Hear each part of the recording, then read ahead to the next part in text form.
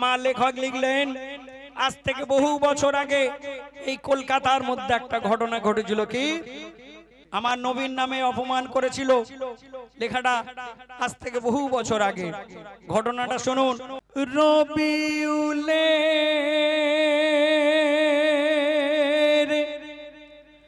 কলম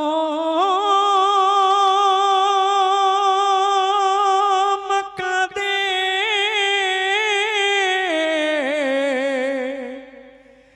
লিখে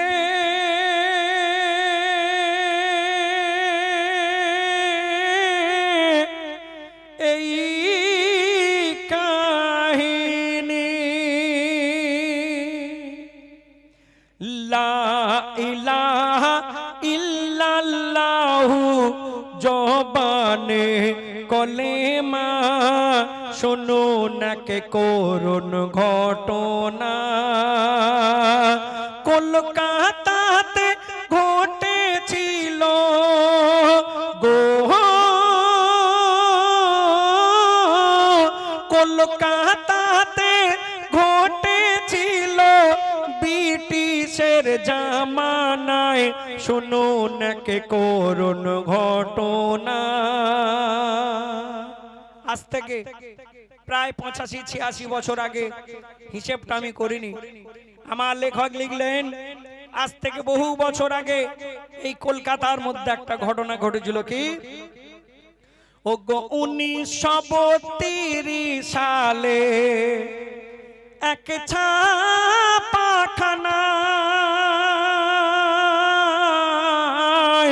একটি বইয়ে দয়ার নবীর ছবি গো ছাপায়, আর দিনের অপবাদে ভরা সেই বইয়ের পাতায় পাতায়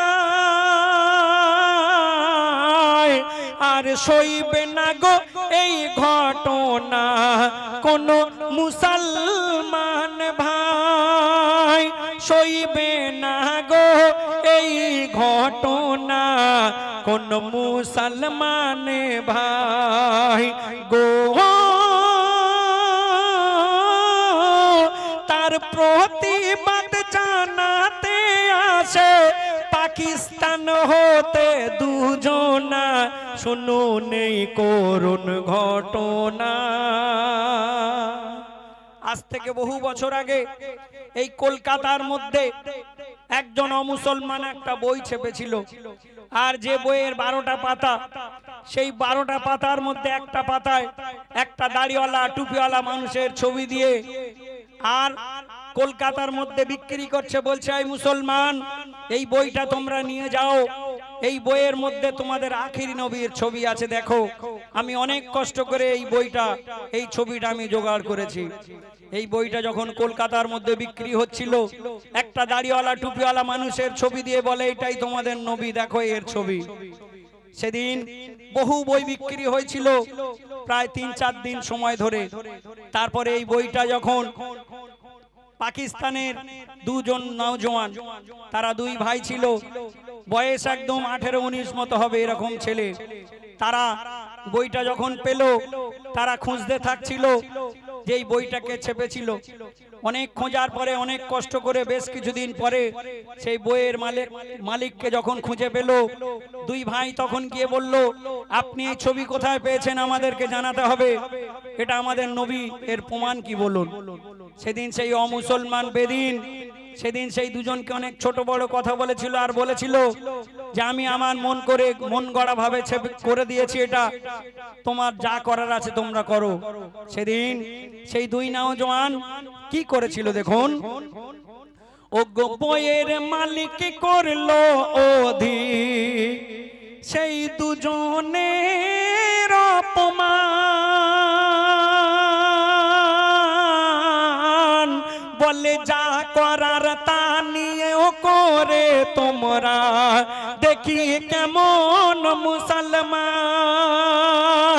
আর তখন সইল না, তখন সেই দুইজনা, ও গো সইল না তখন সেই দুইজনা নবাগত নওজওয়ান। আর ছোড়ার আঘাতে তার ধড় হতে কেটে নিল যে গর্দান,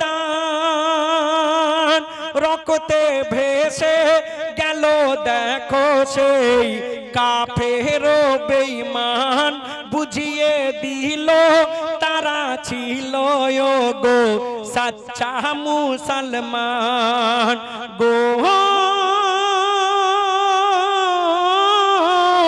আর খুনের দায়ে ও গো খুনের দায়ে পুলিশের হাতে ধরা পড়লো দুজনা, শুনুন এই করুণ ঘটনা। সেই দুই নওজোয়ান যখন সেই অমুসলমানকে কলকাতা শহরের বুকে জবাই করে দিয়েছিল, ব্রিটিশের পুলিশ তখন ইংরেজের জামানা ছিল, ভারত তখন স্বাধীন হয়নি। এই ইংরেজের পুলিশ সেদিন এই দুই ভাইকে গ্রেফতার করলো, তাদের বিচার হয়ে রায় হলো তাদের দুজনের ফাঁসি হবে। সেই দুজনকে ফাঁসির মঞ্চে সেদিন হাজির করা হয়েছিল। ফাঁসির আগে কোনো মানুষকে অনেক কয়েকটা প্রশ্ন করা হয় যে তুমি কিছু বলবে, তোমার কিছু বলার আছে কিনা, তুমি কিছু ভালো ভালো কিছু খেতে চাও কিনা, কারণ আজ তোমার শেষ সময়, তুমি কাউকে দেখতে চাও কিনা, এরকম প্রশ্ন সেদিন ওই দুই নওজোয়ানকে করা হয়েছিল। তারা ফাঁসির আগে শুধু একটা কথা বলেছিল, কি বলেছিল? ও গো ফাঁসির মঞ্চে বলছে দুজন, শোনো শোনো মুসলমান, কেউ দেখেনি নবীর ছবি, ও গো কেউ দেখেনি নবীর ছবি, ছাপলো কেমন করে এ বেঈমান, এ কলকাতাতে কি কেউ ছিল না, ও গো এ বাংলাতে কি কেউ ছিল না, যে তার কাটিবে গর্দান, আর নিয়ে ছোড়া তার কাটতে মোরা, কেন পাকিস্তান হতে আসিলাম, ফাঁসি হলে মোদের দুঃখ নেই, শুধু এইটুকু অভিমান গো। আর ফাঁসির দড়ি গলায় পরি, মুখে মধুর কলেমা, বিদায় নিল সে দুজনা, লা ইলাহা ইল্লাল্লাহু জবানে কলেমা, শুনুন এই করুণ ঘটনা। সবশেষে আমার লেখক লিখলেন সেই দুই নওজোয়ান যারা ফাঁসির মঞ্চে শহীদ হয়েছিল আমার নবীর প্রেমে, তাদের দুজনের নাম আমরা ম্যাক্সিমাম কেউ জানি না। আমার লেখক কবি রবিউল ইসলাম তিনি লিখলেন সেই দুই নওজোয়ান, সেই দুই ভাইয়ের নাম কি ছিল। তাদের মাজার কলকাতার মধ্যে, তাদের মাজার এখনো আছে, আপনারা যদি যান দেখতে পাবেন সেই দুজনের নাম কি ছিল আর দুজনের মাজার কোথায়। বলছে দেখুন, ও গো নাম কি ছিল তাদের শোনো, আজ করি বয়ান, সৈয়দ আমির হোসেন আর একজন ছিল আব্দুল্লাহ খান, যাদের ইতিহাস স্মৃতি, ও গো যাদের ইতিহাস স্মৃতি রহিয়াছে নির্মাণ, যাদের মাজার পাকসার কাছের গোবরা গোরস্তান, জান্নাত কা দোনো ফুল হলো এই শহীদ দুটি প্রাণ, জান্নাত কা দোনো ফুল হলো এই শহীদ দুটি প্রাণ গো। আর নবীর তরে যে জনরে শহীদ শহীদ হলো দেখো না তাদের জান্নাতে ঠিকানা। রবিউলের কলম কাঁদে, রবিউলের কলম কাঁদে, ও মোর রাব্বানা এরাও মুস্তফার দিওয়ানা। লা ইলাহা ইল্লাল্লাহু জবানে কলেমা, শোনো নেই করুণ ঘটনা। জানাকে জানো ও খোদার প্যারা, জানা যায় রুকু নাই কেন নাই সেজদা, আর নারীদের শরিক নাই কেন এ জানা যায়, নারীদের শরিক নাই কেন এ জানা যায়, আর নারীদের কবর ভাই কেন হয় আলাদা।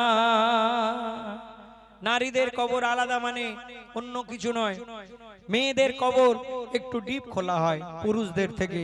কেন? আমার লেখক লিখলেন মেয়েদের জন্য একটু গুরুত্বপূর্ণ কথা বলছে। দেখুন, আমার এখানে ম্যাক্সিমাম মেয়েরা, আপনারা শুনবেন, আমরা যখন কোনো মাইয়াতকে কবরের মধ্যে দাফন করি তার আগে জানাজার নামাজ পড়া হয়। এই জানাজার নামাজটা কিন্তু শুধুমাত্র পুরুষরা পড়ে, কোনো মেয়েদের জানাজার নামাজ পড়া যাবে না। এখানে যতগুলো মেয়ে আছে ম্যাক্সিমাম আমার মনে হয় কেউ জানে না যে মেয়েরা জানাজার নামাজ পড়তে কেন পারবে না। আমার নবীর জামানায় কিংবা তারও আগে মেয়েদের জানাজার নামাজ পুরুষদের পাশাপাশি পড়তে পারত, তবে এই নিয়মটা কবে থেকে বাতিল হলো আর কেন হলো আমরা অনেকে জানি না। আমার লেখক লিখলেন, ও গো নবীজির জামানায় নামাজও জানা যায়, নারীদের শরীকের প্রমাণ পাওয়া যায়। কোথায়? এক মসজিদের মাঠে দেখো একে জানা যায়, আর জননী আয়েশা সেখানে শরীক হয়। ও গো খলিফা ওমর তার জামানায় এ নিয়ম তিনি বাতিল করে দেয়। কেন? নারী ও পুরুষের জমায়েতে জানা যায়, নারী ও পুরুষের জমায়েতে জানা যায়, ইজ্জত পর্দা লঙ্ঘন হয়ে যায়। অজানাকে জানো ও খোদার প্যারা, জানা যায় রুকু নাই কেন নাই সেজদা। কোন মাইয়াতকে জানাজার নামাজ পড়ানো হয় যখন শুধুমাত্র পুরুষরা পড়বে, মেয়েদের পড়া যাবে না। কোন মাইয়াতকে কবরের মধ্যে যখন রাখা হবে শুধুমাত্র পুরুষরাই যাবে, কবর খুলবে পুরুষরা, কবরের যাবতীয় টোটাল কাজটাই কিন্তু পুরুষরা করবে। কোন মেয়ে যদি মনে মনে ভাবে যে আমার বাপের লাশ খাটিয়াটা আমিও একটু বয়ে নিয়ে যাব, না, মেয়েদের জন্য এই সমস্ত নিষেধ করা আছে। কেন? তার কারণ হলো ওগন জানাজা ও লাশের পিছনে পিছনে নারীদের যাওয়া নিষেধ সেখানে, আর গোরস্থানে যাওয়া কিবা মাটি দেওয়া ইসলাম দেয়নি, নারীর এ বিধান ফতোয়া। কেন? ও গো নারীরা যদি গোরস্থানে যেত আর কান্না চিৎকারে এরা পর্দাহীন হতো, তাই বলে বনিয়ামিন ও ভাবিরা শোনো না, বলে বনিয়ামিন ও বুবুরা শোনো না, খবরদার কোনো দিন কেউ বেপরদায় থেকো না, খবরদার কোনো দিন কেউ বেপরদায় থেকো না। অজানা কে জানো ও খোদার প্যারা, জানা যায় রুকু নাই কেন নাই সেজদা, জানা যায় রুকু নাই কেন নাই সেজদা। শুনলেন? এখন একটা লেখা গাইবো, শুনবেন। আমার লেখক, আমি যে গজলটা গাইছি লেখাটা লিখেছেন পশ্চিম বাংলার একজন বিখ্যাত কবি, যিনি হলেন বয়স্ক কবি, কবি গুলজার সিপাহী, যিনি এই গজলটা লিখে আমাকে বলেছিলেন জাফর যখন গাইবে অন্তর দিয়ে গাইবে। কেউ মায়ের মতো এমন এক মা তো আর হবে না, এই মা হারালে জানি এমন মায়ার পাবো না, মা হারালে জানি এমন মায়ার পাবো না, মায়ের মতো এমন এক মা তো আর হবে না, এই মা হারালে জানি এমন মায়ার পাবো না। ওগো মায়ের মমতার পরীক্ষা আমি সেদিনই পেয়েছি,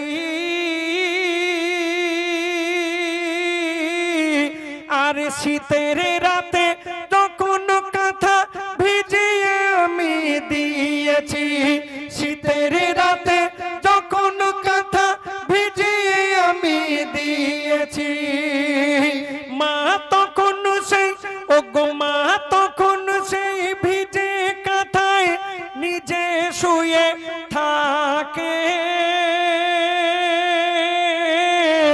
আর সুকুনেতে শুয়ে ছেলেকে আঁকড়ে বুকে রাখে, সেই একটি রাতের ঋণ গো, সেই একটি রাতের ঋণ জানি ওই শোধা যাবে না, এই মা হারালে জানি এমন মায়ার পাবো না, মায়ের মতো এমন এক মা তো আর হবে না, এই মা হারালে জানি এমন মায়ার পাবো না। আমরা দেখবেন অনেক ছেলে আছি, আমাদের মধ্যে অনেক ছেলে আছে দেখবেন মায়ের জন্য ঈদের সময় একটা শাড়ি কিনে দিল, দিয়ে আর মনে মনে ভাবছে মায়ের জন্য আমি অনেক কিছু করেছি। অনেক ছেলেরা আছে দেখবেন মায়ের জন্য সামান্য কিছু করে যদি 50 টাকার ওষুধ কিনে দেয় মাকে, মনে মনে করে মায়ের জন্য আমি অনেক কিছু করেছি। শুনে রাখুন, একজন ছেলে মায়ের জন্য কি করছে আর কি ভাবছে। এক ছেলে মাকে কাঁধে করে হজ করিয়ে 7 বার, সে ভাবে মায়ের দুধের দিন নেই কিছু বাকি, আর ভাবে মায়ের দুধের দিন নেই কিছু বাকি, আর কিন্তু রাতে শুয়ে ওগো রাতে শুয়ে সেই ছেলে যে স্বপ্নেতে এই দেখে, এক ফকির সাহেব ডেকে হঠাৎ বলিতেছে তাকে, কি বলে, তোর এখনো মেটেনি গো, তোর এখনো মেটেনি মায়ের দুধের এক ফোঁটার দেনা, ওরে মা মায়ের দুধের ঋণ জীবনে শোধা যাবে না। হয় না হবে না ও গো, হয় না হবে না মোর মায়ের তুলনা। এই মা হারালে জানি এমন মায়ার পাবো না। মা হারালে জানি এমন মায়ার পাবো না। আমরা অনেক ছেলেরা আছে দেখবেন, এই ছোটবেলায় দেখবেন যখন আমরা একদম ছোট থাকি, মায়ের আঁচল ধরে ধরে ঘুরে বেড়ায়। মা যদি একটু পাশের বাড়ি যায়, মা যদি দোকানে যায়, মা যদি একটু চোখের এক পলক আমরা না দেখে মাকে থাকতে পারি না। মাকে না দেখতে পেলে ছোটবেলায় আমরা ম্যা ম্যা করে চেঁচাই।